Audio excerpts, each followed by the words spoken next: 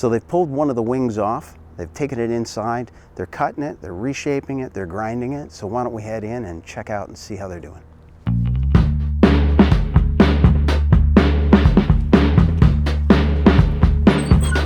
Welcome back.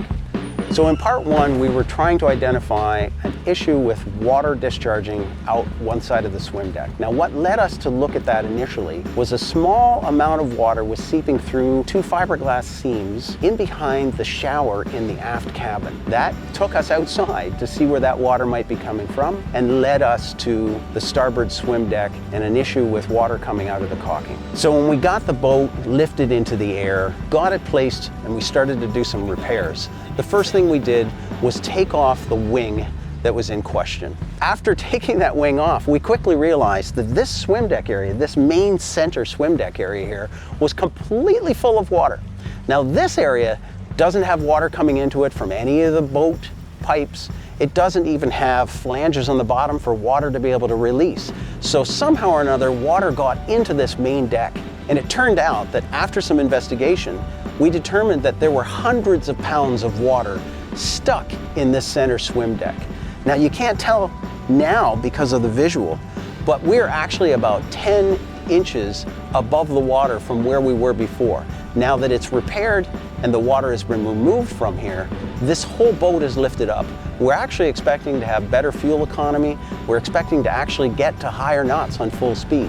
So at a cruising speed of about 20 knots, this particular Carver yacht burns about $220 US per hour. For other Carver owners out there, I'd love to hear what your cruising speed is and what your cost is. We're excited to get back out into the water to see what the difference is now that we've dropped probably about 500 or 600 pounds of water from the swim deck. Very excited to see the difference.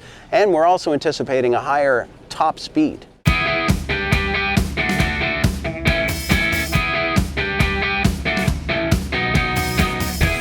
So once we pulled the one wing off and then found that there was water in the center portion of the swim deck, we decided to pull this wing off as well.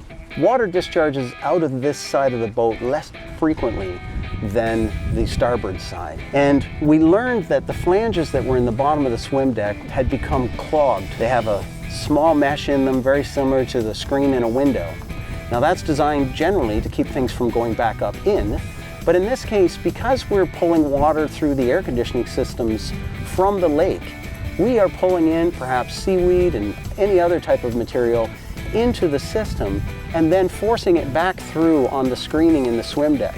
The other side, those flanges became completely clogged, and that resulted in the swim deck actually getting filled with water and getting under pressure. And that pressure, we believe, then forced water to seep into the center swim deck. The recommendation that came from the repair experts was not just to clean the flanges and to clean the screens, but in fact to reconstruct the fiberglass of both of these swim deck wings.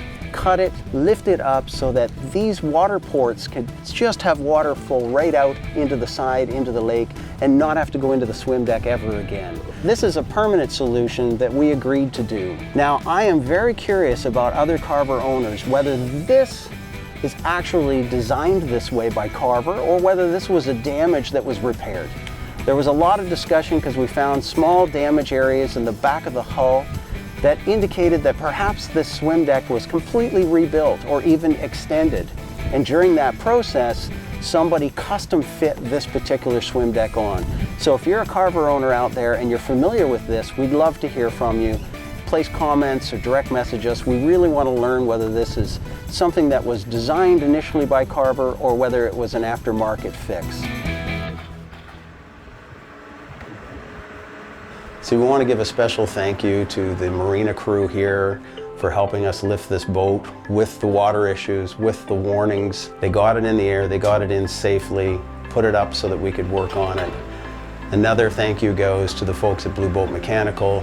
They worked Friday, late into the evening, all day Saturday and Sunday into the evenings, and again on Monday morning to get this vessel put back into the water for us. They did a tremendous job. Their craftsmanship was top level. So to all who were involved in this project, a special thank you. We're really, really, really grateful.